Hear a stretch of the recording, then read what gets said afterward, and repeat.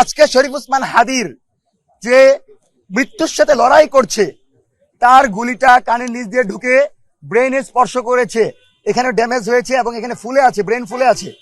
তার মানে সে যদি ফিরেও আসে, আমরা কিন্তু আমাদের আগের শরীফ ওসমান হাদিকে পাওয়ার সম্ভাবনাটা কম। এটা আমাদের জন্য সবচেয়ে বড় সংখ্যা। যেই হাদি একা বাংলাদেশকে প্রেজেন্ট করেছে, যেই হাদি একা জুলাইকে সারা বাংলাদেশের প্রতিটি গ্রামে গঞ্জে ঘুরে ঘুরে প্রতিষ্ঠিত করেছে, সেই হাদির উপর আক্রমণ করে জুলাইকে তারা দমিয়ে দিতে চেয়েছে। আমরা বলে দিচ্ছি, আগামী 6 ঘন্টার ভিতর মঞ্চ 24-এর পক্ষ থেকে, জুলাইয়ের শক্তিগুলোর পক্ষ থেকে বলে দিচ্ছি, 24 ঘন্টা অতিক্রম হয়ে গেছে। আগামী 6 ঘন্টার ভিতরে এই জঙ্গি সন্ত্রাসী ছাত্রলীগের আক্রমণকারীকে, হত্যা চেষ্টায় জড়িত এই ছেলেকে যদি গ্রেফতার করা না হয়, স্বরাষ্ট্র উপদেষ্টাকে তার পদে থাকতে দেওয়া হবে না। আপনাদেরকে আরো অবগত করছি, ছাত্র জনতাকে সাথে নিয়ে বিএনপি, জামাত, এনসিপি, গণ অধিকার পরিষদ, রাজনৈতিক দল, সকল দলগুলোকে সাথে নিয়ে আমরা ঐক্যবদ্ধ লড়াইয়ের জন্য প্রস্তুত হচ্ছি। আওয়ামী লীগ ছাড়া সবাই মাঠে থাকবে জুলাইয়ের পক্ষে। এবং আপনারা জানেন, জুলাইয়ের সকল সাংস্কৃতিক এবং রাজনৈতিক শক্তিগুলো একত্রিত হয়ে গণ প্রতিরোধ কর্মসূচির ঘোষণা দিয়েছে শাহবাগে, এবং জুলাইকের মিছিলের ঘোষণা দিয়েছে।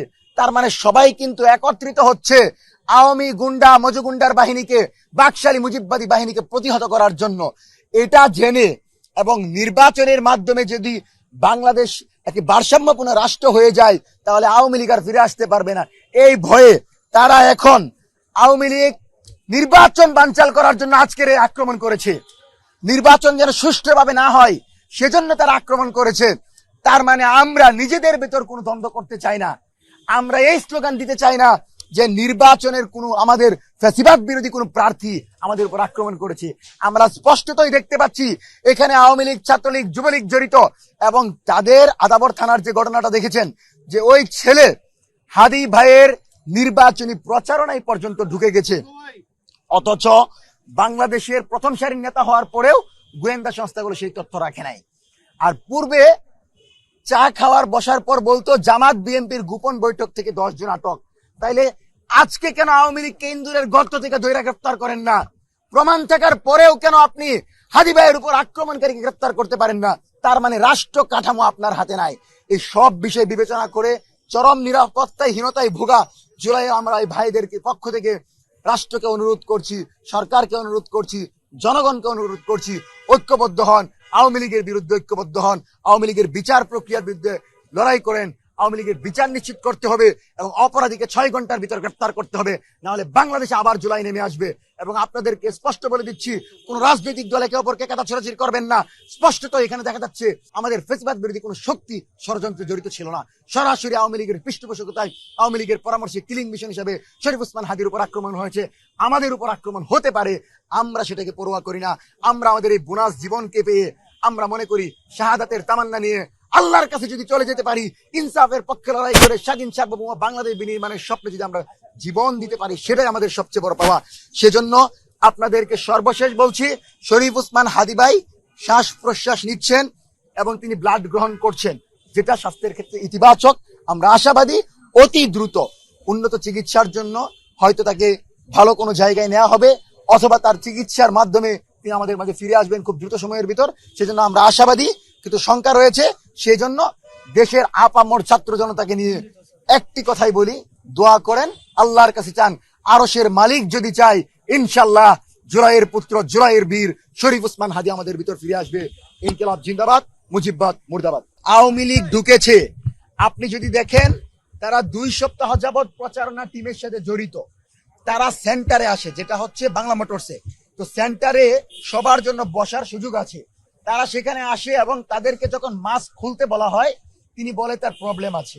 এবং শরীফ ওসমান হাদি ভাই খুবই মানে যেটাকে বলে মানে উদার মনে, সেজন্য তিনি তাদেরকে সন্দেহ না করে নির্বাচনী প্রচারণার যে টিম সেটাতে নিয়েছিল। এবং জুমার নামাজে, মানে ওই দিনের ঘটনা যদি বলি, জুমার নামাজের পূর্বেও তারা শরীফ ওসমান হাদির সাথে ছিল।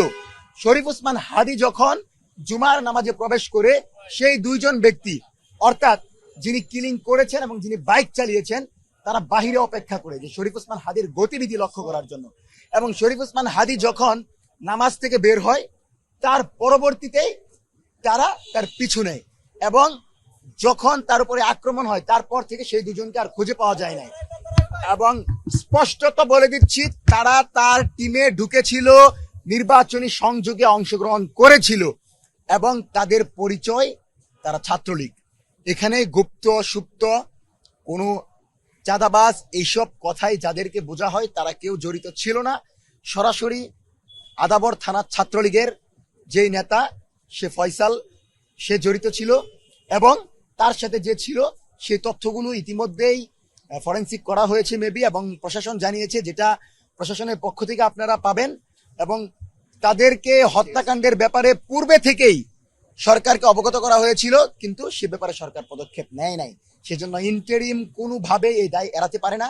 ইন্টারিম এখানে জবাবদিহিতা আওতাভুক্ত, তাদেরকে জবাবদিহি করতে হবে। এবং আপনারা অবগত আছেন যে আওয়ামী লীগ এই কিলিং মিশনের অংশ হিসেবে শুধু শরীফ ওসমান হাদিকে নয়, তারপরেও আরো ভাইদেরকে, জুলাইয়ের শক্তিগুলোকে ধ্বংস করার জন্য, তাদেরকে বাংলাদেশ থেকে কথা বলা বন্ধ করার জন্য তারা কিলিং মিশনের ধারাবাহিকতা অব্যাহত রাখবে বলে আমরা জানতে পেরেছি। সেজন্য আমরা নিরাপত্তাহীনতায় ভুগছি। আমরা রাষ্ট্রের কাছে নিরাপত্তা চাই। সবচেয়ে বড় কথা যেটা, আমরা শরীফ ওসমান হাদিকে আমাদের মাঝে ফিরে দেখতে চাই। আমরা মনে করি অনুপ্রবেশ ঘটছে, এবং আমরা যখন প্রোগ্রামগুলো করি আমার মনে হয় আপনাদের পদক্ষেপ কি হবে? আমরা যখন প্রোগ্রামগুলো করি বহু মানুষ পিছন থেকে আসে। আসলে এদের ব্যাপারে আমাদেরকে সতর্ক থাকতে হবে, যেই কাউকে আপন ভাবার নাই। এবং একটা ব্যাপার, জুলাই যোদ্ধা কোনো পরিচয় হতে পারে না। আপনাকে বলতে হবে যে আমি এই কাজটা করেছি, এই সংগঠনের আওতাভুক্ত। সেই আপনার ব্যানার পোস্টার হাতে নিয়ে ভুল করে, তাহলে কিন্তু আপনার দলের, আপনার মতের, আপনার অ্যাক্টিভিজমের উপর প্রশ্ন উঠবে। সেজন্য পরিচয় এবং তার রাজনৈতিক ব্যাকগ্রাউন্ড এবং তার জুলাইয়ের যে অংশগ্রহণ, সেটির সম্পূর্ণ প্রমাণ ছাড়া আমরা কাউকে আমাদের সঙ্গী মনে করতে পারছি না। এবং আপনারা যতটুকু জানেন, আমরা নিরাপত্তাহীনতায় ভুগছি। আমরা রাষ্ট্রের কাছে নিরাপত্তা চাই। জুলাই রক্ষায় আমরা মাঠে থাকবো। ধন্যবাদ সবাইকে।